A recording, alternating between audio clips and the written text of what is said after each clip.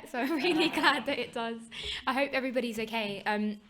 I think today is really exciting for the fact that as a young person, young people, young people's voices are present, which I think is really incredibly important.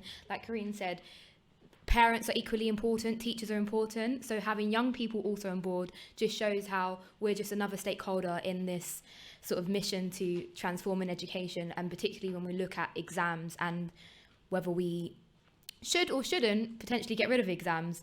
So I'm talking from the perspective of somebody who has gone throughout the schooling system, realizing the value of exams in the sense of pushing me towards the next step of my academic journey, from SATs to GCSEs to then A levels and then going off to university. So I actually really do understand the value of them, but I'm also in the position where I'm critically reflecting on the actual impact of exams and asking myself the question of whether exams fulfill the purpose that we intend them to fulfill.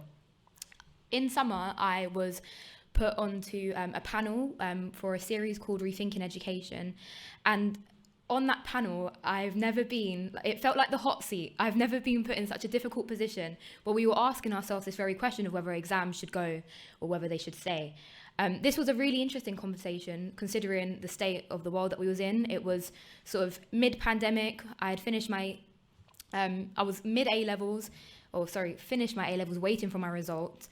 And I was actually sat on the panel with Lord Baker, who initially implemented exams and the sort of assessments that we are experiencing. So it was very interesting to have him on the panel talk about how he actually thinks that we should perhaps rethink this.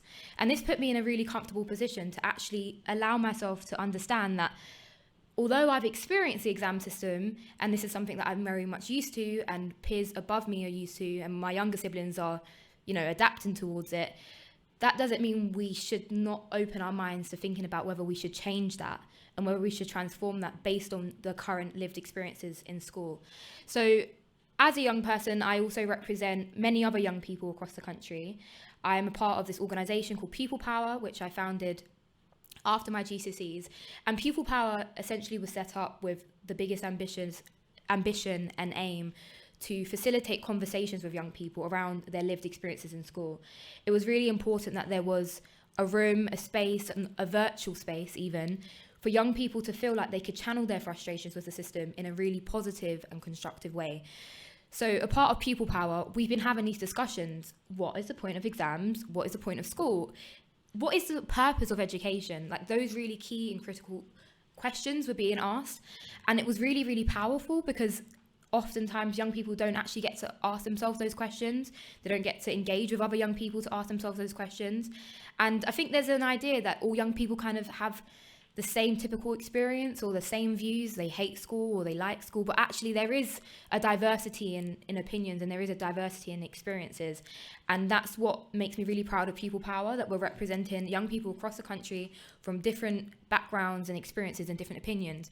So this conversation around exams was really interesting because I remember holding and hosting a call with about 90 young people mid-pandemic, and the one thing that young people were saying continuously was, what's the point of schools? Exams are cancelled now. What's the point of schools? I've just wasted 5 years from year 7 to year 11. I've just wasted 2 years going to school every day, doing my A-levels or my B-Techs, and now we don't have these exams, Aliyah. Like, what's the point? I feel like I failed. I feel like I've wasted my time. I feel like I haven't gained anything.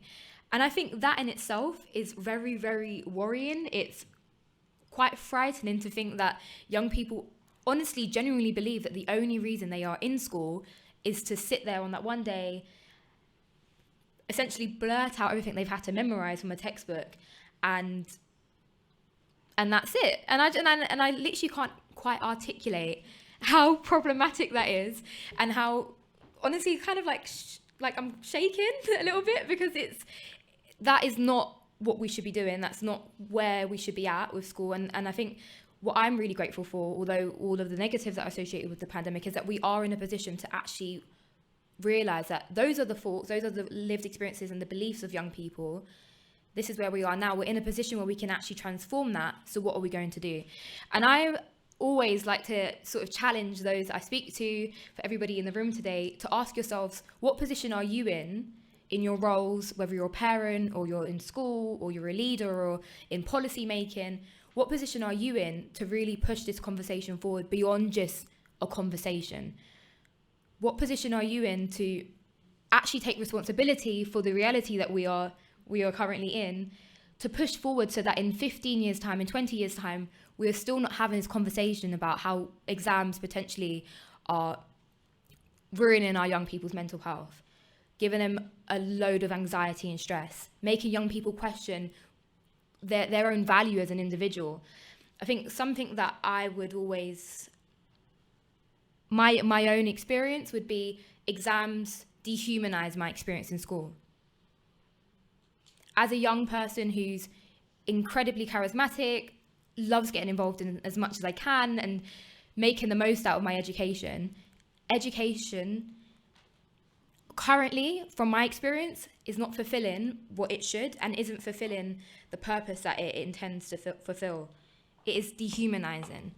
And I think that in itself is enough for everybody today to leave this room and realize that something actually needs to happen. It needs to be more than just a conversation. It needs to, we have the stats, we have the research. And so I question why there is such resistance from it. Maybe because it's something we're used to, maybe because it's something that we're comfortable with. But how can we adapt what we currently have? How can we expand it further and not completely get rid of exams, but open our minds to an alternative? I'm not sure how I'm doing for time. You're doing very well. Amazing. But I would really encourage you to talk to your young people in your spaces, to actually ask them how they're feeling about exams, whether they like them, whether they don't, what do they actually gain from exams. And I have some anecdotes here that I'm trying to get up with my phone, so please, apologies. Some of the young people in our conversation before coming here today, I was asking them, what do I tell the audience? What do I share? And a lot of the young people were saying that in the real world that we are in today, we realize that the skills that we gain from exams, which is, regulating cram memorized knowledge that we're asked for, does not actually benefit us past that exam. I remember always asking the questions of, what's the point of, these formulas that I'm learning in maths, or what is the point of these little things that that's got so much emphasis on? For someone who's studying education, policy and international development, maths doesn't actually quite come into my degree. And so it's interesting how those emphasis that are put on exams actually sort of like get lost the more you go into. But in fact, the confidence that I gain from drama, the sort of sense of teamwork that I gain from GCSE, the critical thinking that I gain from debating are actually the most important skills that I use today to this very moment, and that I actually apply to my degree and that I will hopefully apply for many years to come. I really want to share some of these anecdotes because they are quite long and I think it would be really, really powerful. So if there is any way that I can share that, I will do that. But I just really encourage everybody to think about how they are working with young people to actually centre their voices in this mission for transforming education, because arguably this is who it's for. Young people are the ones sitting the exams. This is who it's for. So thinking about what young people are feeling, how they would like to transform exams, or how they would like to see this evolve, so that we can actually make sure that education is humanised for young people.